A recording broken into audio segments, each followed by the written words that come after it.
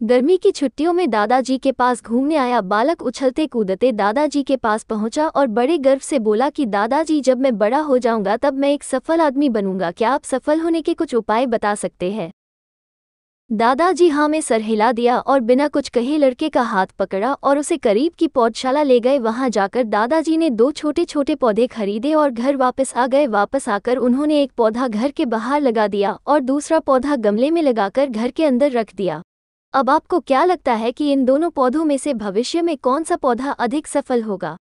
दादाजी ने लड़के से पूछा। लड़का कुछ समय तक सोचते रहा और फिर बोला, घर के अंदर वाला पौधा ज़्यादा सफल होगा क्योंकि वो हर एक खतरे से सुरक्षित है, जबकि बाहर वाले पौधे को तेज धूप, आंधी, पानी और जानवरों से भी खतरा है।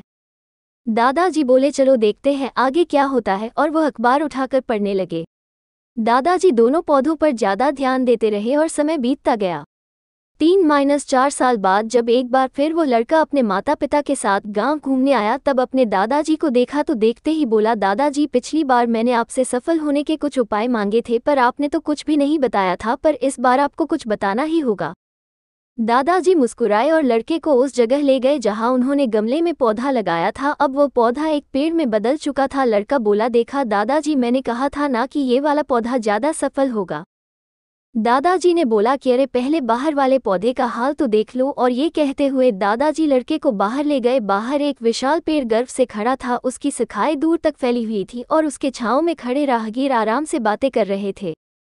अब दादाजी ने पूछा, बताओ कौन सा पौधा ज़्यादा सफल हुआ? लड़का कुछ शर्माते हुए बोला, बाहर वाला।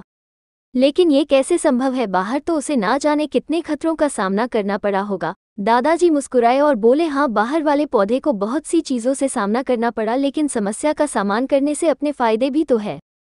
बाहर वाले पौधे के पास आज़ादी थी कि वो अपनी जड़ें जितनी चाहे उतनी फैला ले, अपनी शाखाओं से आसमान को छू ले, और तुम जिस आधी तूफान से इस पेड़ के लिए मुसीबत समझते थे, उसी आधी तूफान ने ही इस पेड़ की जड़ों को इतना मजबूत बना दिया है कि आज एक छोटा सा आधी तूफान इस पेड़ का कुछ भी नहीं बिगाड़ सकता।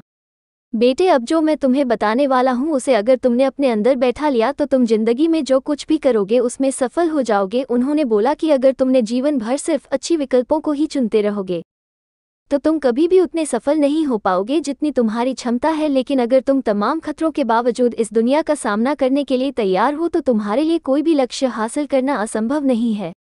लड़के ने लंबी सांस ली और उस पेड़ की तरफ देखने लगा। वो दादाजी की बातों को समझ चुका था।